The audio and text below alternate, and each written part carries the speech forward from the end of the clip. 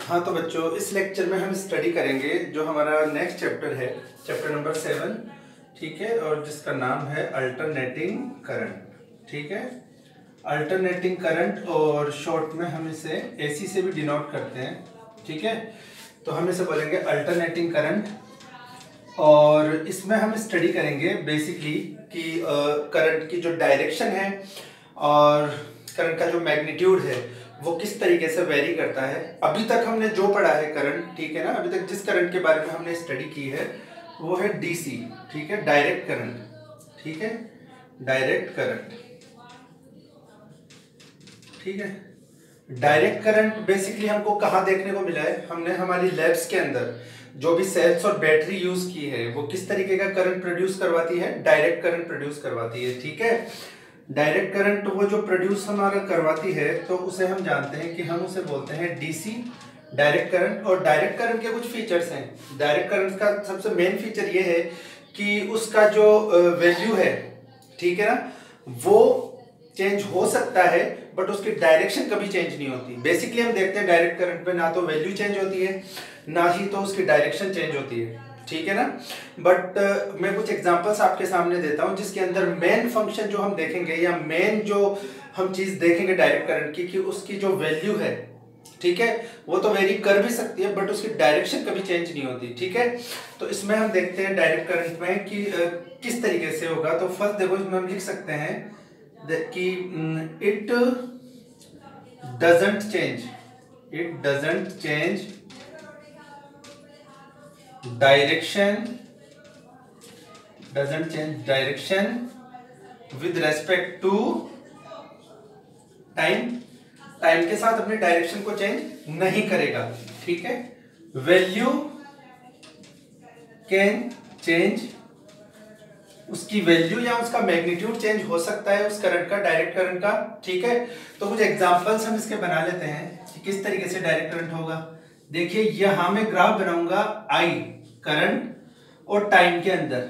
ठीक है, करंट और टाइम के अंदर जो भी मैं ग्राफ बनाऊंगा, तो सपोज मैंने एक स्ट्रेट लाइन बनाई, मतलब यहाँ पे हम देख सकते हैं कि टाइम तो वेरी कर रहा है पर टाइम के रिस्पेक्ट में हमने देखा करंट की वैल्यू फिक्स है। देखिए, करंट वेरी नहीं कर रहा है, इसका मतलब ये किसका एग्जांपल है? डायरेक्ट करंट का एग्जांपल है। ठीक है, एक और एग्जांपल हम देखते हैं इसके अंदर कि हमने इस तरीके से कोई वेव बनाई। ठीक है, इस तरीके से ये वेरी कर रहा है। हमने यहाँ पे देखा कि टी टाइम, ठीक है, और यहाँ पे ये जो है आई करंट। ठीक है, तो हमने यहाँ पे देखा कि जो करंट है हमारा वो करंट हमारा टाइम के साथ वेरी कर रहा है। देखो, करंट की वैल्यू पहले ज्यादा हुई, फिर कम होना स्टार्ट हुई, फिर ज्यादा, फिर कम, तो वेरी तो कर रही है आई की वैल्यू। ठीक है, पर दूसरी डायरेक्शन के अंदर नहीं जा रही। इसका मतलब ये डायरेक्ट करंट का एग्जांपल है। ठीक है, और भी एग्जांपल हम इसका बना सकते हैं। सपोज हमने ये वाला लिया एक ग्राफ। ठीक है, ग्राफ में हमने लिया यहाँ पे ये टी टाइम और यहाँ पे आई करंट। अब अगर मैं ऐसा ग्राफ बनाऊं, देखो ऐसे करके एक स्क्वायर वेव बना दूं, ये भी हम देख रहे हैं कि आई की वैल्यू वेरी कर रही है बट ये डायरेक्शन चेंज नहीं कर रही। तो ये जितने भी एग्जांपल है हमारे, ये डायरेक्ट करंट के एग्जांपल है। तो डायरेक्ट करंट के एग्जांपल्स में हम क्या देखते हैं कि डायरेक्ट करंट के अंदर उसकी जो वैल्यू होती है वो चेंज हो सकती है बट डायरेक्शन कभी भी चेंज नहीं होती है। ठीक है, अब इसके बाद में हम ये आप नोट डाउन कर लीजिए। ठीक है, इसका स्क्रीनशॉट आप ले लीजिए पॉज करके, फिर हम पढ़ते हैं अल्टरनेटिंग करंट के बारे में।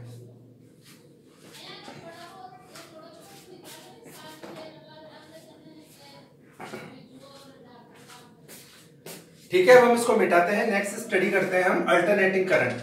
ठीक है, तो हम इसको मिटा देते हैं और अब नेक्स्ट जो हम स्टडी करते हैं वो करते हैं अल्टरनेटिंग करंट। देखिए, अल्टरनेटिंग करंट में हम स्टडी करते हैं, हेडिंग लगा लेते हैं पहले, अल्टरनेटिंग करंट। ठीक है, एसी भी हम इसको बोलते हैं अल्टरनेटिंग करंट को। क्या फीचर्स होंगे इसके अल्टरनेटिंग करंट के? तो हम देखते हैं, सबसे पहले जो हम इसका पॉइंट लिखेंगे वो लिखेंगे it can change, it can change its direction, its direction and अपनी वैल्यू भी चेंज कर सकता है, तो हम लिख देंगे एंड मैग्नीट्यूड। ठीक है। तो ये अपनी डायरेक्शन भी चेंज कर सकता है और अपना मैग्नीट्यूड भी चेंज कर सकता है अल्टरनेटिंग करंट, ठीक है। अल्टरनेटिंग करंट डायरेक्शन और मैग्नीट्यूड दोनों चेंज कर सकता है। तो इसके एग्जांपल्स हम कुछ बना लेते हैं, ठीक है। हमारे घरों में जो आता है वो अल्टरनेटिंग करंट ही आता है। देखो अब इसके क्या एडवांटेज है, घरों में हम एसी को ही क्यों यूज करते हैं, डीसी को प्रेफर क्यों नहीं करते, और क्या क्या इसके एडवांटेजेस हैं, ठीक है ना, एसी के डीसी के ऊपर। ये भी मैं नेक्स्ट टॉपिक के अंदर आपको पढ़ाऊंगा, बताऊंगा। तो यहाँ पे हम पहले देख लेते हैं कि डायरेक्शन चेंज होगी और मैग्नीट्यूड भी। तो इसका एग्जांपल में अगर हम इसके ग्राफ बनाना चाहें तो वो कैसे बनेंगे, तो देखिए ये हमने बनाया आई और ये बना दिया टाइम। देखिए तो ये डायरेक्शन, ठीक है। हमने देखा कि यहाँ पे इसकी वैल्यू भी चेंज हो रही है और डायरेक्शन देखो नेगेटिव साइड में भी गया, पॉजिटिव साइड में भी, नेगेटिव साइड में भी। तो ये एग्जांपल है कि ये अपनी डायरेक्शन भी चेंज करेगा और अपनी वैल्यू भी चेंज करेगा। एक और एग्जांपल हम देखते हैं इसके अंदर। तो इस एग्जांपल में हमने देखा, एक हमने ट्रायंगल वेव बनाई इस तरीके से, दोनों डायरेक्शन में देखिए पॉजिटिव नेगेटिव, और वैल्यू तो चेंज हो ही रही है इसकी, ठीक है। तो अगर करंट जो है वो टाइम के रिस्पेक्ट में उसकी डायरेक्शन अगर हमारी चेंज हो रही है, ठीक है, और कंटिन्यूअस एक टाइम पीरियड के अंदर, ठीक है, तो उसे हम क्या बोलेंगे, उसे हम अल्टरनेटिंग करंट बोलेंगे, ठीक है। तो ये हमारे एसी और डीसी के अंदर जो बेसिक डिफरेंसेस हैं वो हैं।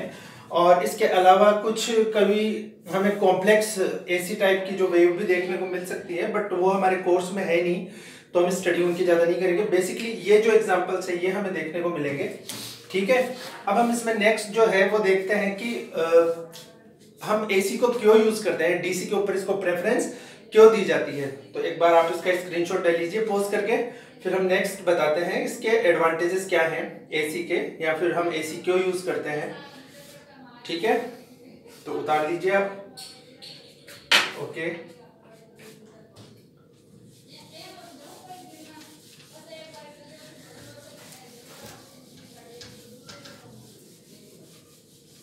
देखो नेक्स्ट पार्ट जो है बच्चों इसका, उसमें हम क्या देखेंगे, उसके अंदर हम नोट करेंगे कि जो क्या एडवांटेज है। तो हम लिख सकते हैं heading, why we use AC alternating current, हम क्यों यूज करते हैं, ठीक है। तो अल्टरनेटिंग करंट यूज करने के जो दो सबसे मेन रीजन है वो आप वन बाय वन लिख लीजिए। पहला रीजन जो है वो ये है कि जो ट्रांसफर होता है, ठीक है ना, ट्रांसफॉर्मर जो हमारा होता है उससे, ट्रांसफॉर्मर से हम एसी के मैग्नीट्यूड को, ठीक है, हम चेंज कर सकते हैं, ठीक है, जबकि डीसी को चेंज करना आसान होता नहीं। तो हम फर्स्ट पॉइंट लिख सकते हैं, by using transformer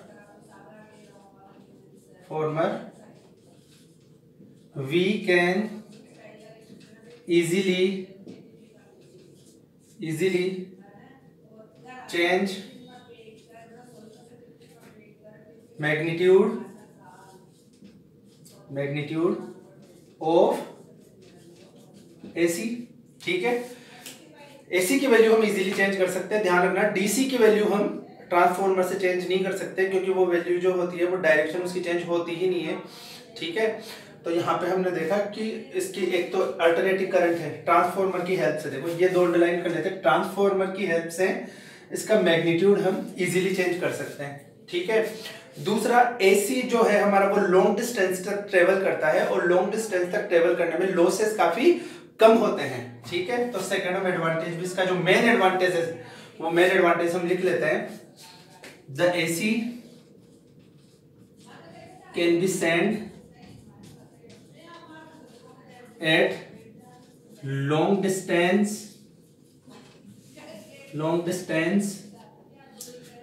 without much losses of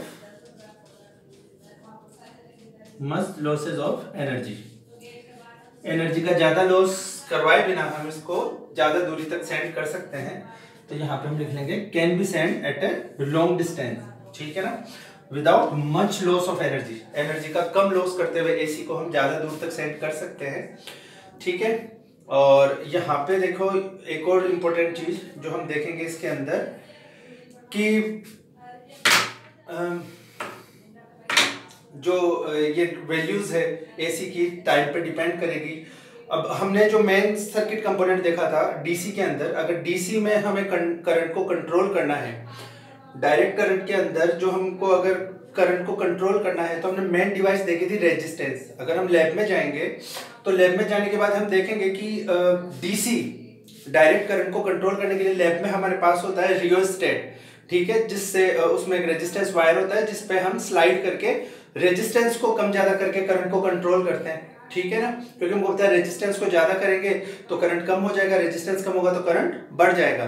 तो एक तो हम उसको रियोस्टेट में एक रेजिस्टेंस बॉक्सेस हमारे पास में होते हैं जिनको लगा के हम उसमें अलग अलग रेजिस्टेंस हम लगा के अच्छा उसमें भी हम करंट को कंट्रोल करते हैं। तो जो मेन हमारा कंपोनेंट था, ठीक है ना, डायरेक्ट करंट के अंदर, तो वो करंट को कंट्रोल करने के लिए हमारे पास एक डिवाइस थी रेजिस्टेंस, ठीक है। यहाँ पे इस अल्टरनेटिंग करंट वाले चैप्टर में हम देखेंगे काफी सर्किट्स हम देखेंगे, इसके अंदर रेजिस्टेंस भी होगा सर्किट के अंदर, कैपेसिटेंस भी होगा, इंडक्टेंस भी होगा।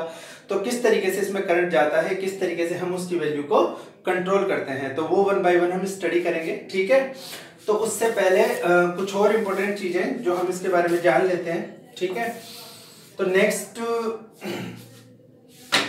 कैसे सोर्सेज से एसी को जनरेट किया जाता है, तो नेक्स्ट पॉइंट हम लिख लेते हैं कि इसका सोर्स क्या है, ठीक है ना, एसी को किस तरीके से जनरेट करते हैं। इसको अगर आपने उतार लिया है तो मैं मिटा देता हूं। तो नेक्स्ट जो है हमारा वो हम लिखते हैं इसका सोर्स क्या है, ठीक है। तो देखिए इसकी जो स्टार्टिंग है अल्टरनेटिंग करंट की जो स्टार्टिंग है ये ऑलरेडी हम जो हमारा लास्ट चैप्टर था, ठीक है ना, इलेक्ट्रोमैग्नेटिक इंडक्शन, वहां से हम देख चुके हैं। वहां पे इलेक्ट्रोमैग्नेटिक इंडक्शन में ईएमआई वाले चैप्टर के अंदर हमने लास्ट में पढ़ा था एसी जनरेटर, ठीक है ना। तो वहां पे जो करंट की डायरेक्शन है वो टाइम के साथ में बदल जाती है और एसी जनरेटर से ही हम इसे क्रिएट करते हैं, जनरेट करते हैं।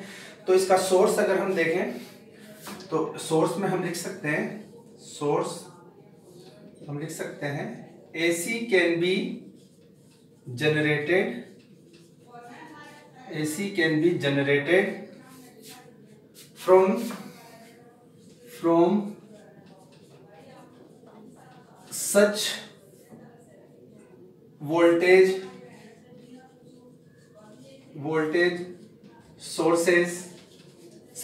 sources, polarity of polarities of whose terminals, ठीक है ना, polarities of whose terminals changes with respect to time, और आगे हम एक और वर्ड ऐड करेंगे पीरियोडिकली, टाइम के साथ में,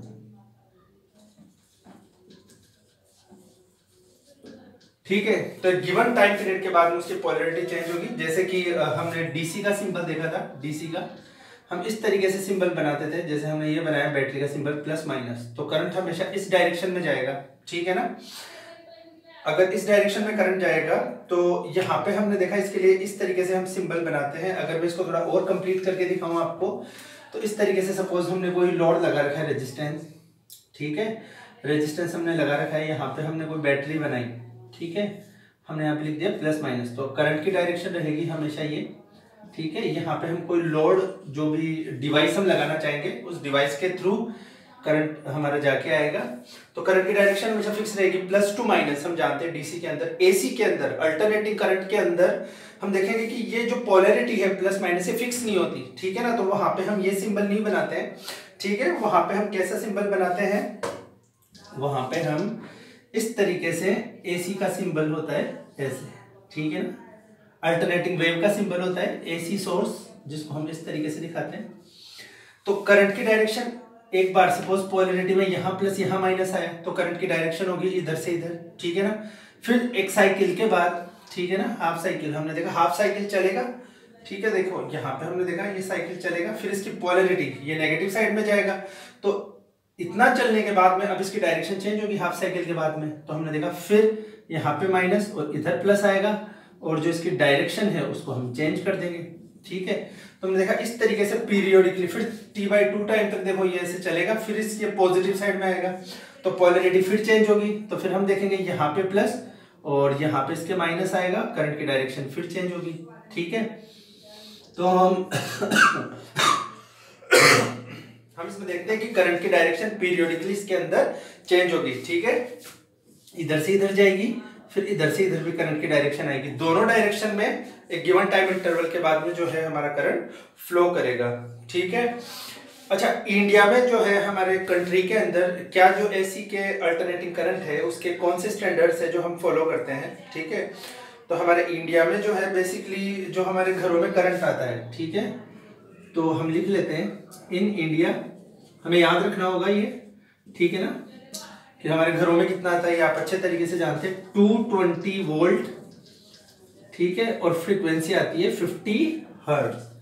ये पावर रेटिंग है जो हमारे इंडिया के अंदर, जो हमारे घरों के अंदर जो करंट आता है उसके वोल्टेज और उसकी फ्रीक्वेंसी। ठीक है ना, और कुछ कंट्रीज है जैसे अमेरिका है, रशिया है, जापान है, ठीक है ना, वहां पे ये अलग आता है। तो यहाँ पे हम लिख सकते हैं इन एक ही एग्जांपल लिख लेते हैं, इन अमेरिका ये पावर रेटिंग किस तरीके से है, 110 वोल्ट और फ्रीक्वेंसी 60 हर्ट्ज। ठीक है ना, वहां पे 110 वोल्ट की वहां पे जो है वोल्टेज होता है, पोटेंशियल डिफरेंस होता है, और जो फ्रीक्वेंसी है वो थोड़ी ज्यादा लेते हैं, 60 हर्ट्ज। ठीक है, तो ये डिफरेंट पावर रेटिंग्स है हमारी। अब देखो इससे हम एक चीज का पता लगा सकते हैं। ठीक है, देखो अगर यहाँ पे हम इस ग्राफ को देखें, ये जो ग्राफ हमने बना रखा है, तो देखो यहाँ पे इस ग्राफ को देखने के बाद में एक चीज हम क्लियर कर सकते हैं कि ये मैंने ग्राफ बनाया अल्टरनेटिंग करंट का। अब देखो इससे हम देख के क्या पता कर सकते हैं कि ये वैल्यू यहां से स्टार्ट होगी। ठीक है, टाइम के रेस्पेक्ट में अगर हम बना रहे हैं आई, तो देखो यहाँ पे वैल्यू बढ़ना स्टार्ट होगी, फिर यहाँ पे अपनी मैक्सिमम वैल्यू पे आएगा, फिर यहाँ पे 0 हो जाएगा। ठीक है, फिर यहाँ पे अपनी नेगेटिव मतलब अपोजिट डायरेक्शन में मैक्सिमम वैल्यू तक जाएगा करंट, फिर 0 हो जाएगा, फिर अपनी मैक्सिमम वैल्यू तक जाएगा, फिर करंट 0 हो जाएगा। ठीक है, तो हमने देखा एक पूरी साइकिल हम किसे बोलेंगे, यहां से लेके जब हम यहां तक आएंगे तो उसे हम एक वन कंप्लीट साइकिल बोलेंगे। इसके बाद में तो ये साइकिल वापस रिपीट होगा। ठीक है, इसके बाद में तो साइकिल हमारा वापस रिपीट होगा। तो हमने देखा एक साइकिल में जैसे यहां से यहां तक चला, तो एक साइकिल के अंदर हमने देखा ये 1 और 2, ठीक है ना, वन कंप्लीट साइकिल के अंदर जब इसने चलना स्टार्ट किया तो ये करंट हमारा 2 बार 0 हुआ और 2 बार अपनी मैक्सिमम वैल्यू पे आया। देखो यहाँ पे मैक्सिमम और यहाँ पे मैक्सिमम। ठीक है, डायरेक्शन अलग है पर यहाँ मैक्सिमम वैल्यू और यहाँ मैक्सिमम वैल्यू, और 2 बार 0 पे आया। इसका मतलब अल्टरनेटिंग करंट में जब हम उसकी फ्रीक्वेंसी देते हैं, ठीक है, जैसे फ्रीक्वेंसी हमने दी इंडिया में 50 हर्ट्ज। ठीक है, फ्रीक्वेंसी का मतलब हम जानते हैं कि 1 सेकंड में वो साइकिल कितनी बार रिपीट हो रही है। ठीक है, तो हमने देखा कि ये 50 हर्ट्ज हमको दे रखी है, 50 हर्ट्ज। 50 हर्ट्ज का मतलब ये है कि ये जो वाली हमारी साइकिल है ये 1 सेकंड में, देखो इतनी जो हमारी साइकिल है वो साइकिल 1 सेकंड में 50 टाइम्स कंप्लीट होगी। 1 सेकंड में 50 हर्ट्ज अगर हमने फ्रीक्वेंसी दे रखी है, तो अगर 1 सेकंड के अंदर 50 टाइम्स, ठीक है, तो और देखो एक साइकिल के अंदर 2 बार इसकी वैल्यू 0 होगी। ठीक है, तो इसका मतलब 50 हर्ट्ज अगर 50 बार ये साइकिल बनेगी तो कितनी बार वैल्यू 0 होगी, 100 टाइम्स। तो सपोज हमने कोई बल्ब जला रखा है, ठीक है ना, हमने अगर कोई बल्ब जला रखा है तो 1 सेकंड के अंदर 100 टाइम्स ऑन होगा, 100 टाइम्स ऑफ होगा, मतलब 100 टाइम मैक्सिमम वैल्यू पे जाएगा और 0 पे भी जाएगा, ऑन ऑफ। पर देखो ये 100 टाइम्स, जो भी हमारी आंखें हैं, रे ऑप्टिक्स वाले चैप्टर में हम पढ़ेंगे कि कोई भी चेंजेस 20 से ज्यादा टाइम्स होते हैं अगर 1 सेकंड के अंदर, तो हमारी आंखें उसको ऑब्जर्व नहीं कर पाती है। ठीक है, तो अगर चेंजेस जो है उनकी फ्रीक्वेंसी 20 से ज्यादा है तो हमारी आंखें उस डिफरेंस को ऑब्जर्व नहीं कर पाती। तो 1 सेकंड में ये बल्ब 100 बार चालू होगा, बंद होगा, तो हमारी आंखें उस बंद होने को और चालू होने के डिफरेंस को देख ही नहीं पाएगी, तो हमें बल्ब चलता हुआ हमेशा दिखता है। ठीक है, तो बेसिकली होगा क्या, हमको पता है कि वैल्यू मैक्सिमम पे भी जाएगी और मिनिमम पे भी जाएगी। ठीक है, अब यहाँ पे हम इसकी इंस्टेंटेनियस वैल्यू, ठीक है, इंस्टेंटेनियस वैल्यू के अलावा इसकी एवरेज वैल्यू हाफ साइकिल के लिए, फुल साइकिल के लिए, वो भी हम कैलकुलेट करेंगे। तो ये इसका बेसिक इंट्रोडक्शन था। अब इसकी average, instantaneous, half instantaneous value और एवरेज वैल्यू हाफ साइकिल और फुल साइकिल के लिए हम नेक्स्ट वीडियो में कैलकुलेट करेंगे। Thank you.